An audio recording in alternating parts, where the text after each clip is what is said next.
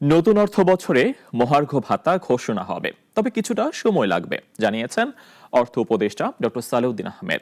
সচিবালয়ে সরকারি ক্রয় সংক্রান্ত উপদেষ্টা পরিষদ কমিটির বৈঠক শেষে একথা জানান তিনি। বলেন, স্থলবন্দরে ভারতের পণ্য আমদানি রপ্তানি নিষেধাজ্ঞা নিয়ে উপদেষ্টা পরিষদের বৈঠকের পর সিদ্ধান্ত নেওয়া হবে। হঠাৎ করে স্থলবন্দরে বাংলাদেশের বিভিন্ন পণ্যে প্রবেশে নিষেধাজ্ঞা দিয়েছে ভারত। এই নিষেধাজ্ঞার আনুষ্ঠানিকভাবে কোনো তথ্যই জানে না বাংলাদেশ। তবে এই বিষয়ে সচিবালয় সরকারি ক্রয় সংক্রান্ত বৈঠক শেষে অর্থ উপদেষ্টা ডক্টর সালেউদ্দিন আহমেদ বলেন, স্থলবন্দরে নিষেধাজ্ঞার বিষয়ে উপদেষ্টা পরিষদের বৈঠকের পর সিদ্ধান্ত নেওয়া হবে। ওইটা নিয়ে আলাপ করবো আজকে, না ওটা আজকে কমার্সের সাথে আমাদের আলাপ হবে। এটা তো এখন আমি বলবো না, ওরা তো আসবেন আমার কাছে, আমরা একটু বলবো।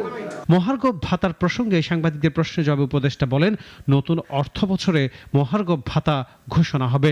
এটা নিয়ে আমি কনসিডার করছি, এটা কমিটিকে দায়িত্ব দিয়েছে আমি, ওরা ওয়ার্কআউট করলে আমার কাছে দেবে। হওয়ার চান্স মোটামুটি, কিন্তু হয়তো একটু সময় লাগবে। আমি বাজেটের ওয়ার্কআউট করে দেখি কখন থেকে দিতে পারবো, কত দিতে পারবো। এনবিআর কর্মকর্তাদের কলম বিরতি পালন করে লাভ নেই আখ্যা দিয়ে সালেউদ্দিন আহমেদ বলেন, বিলুপ্তির সিদ্ধান্ত বাস্তবায়নে বদ্ধপরিকর সরকার।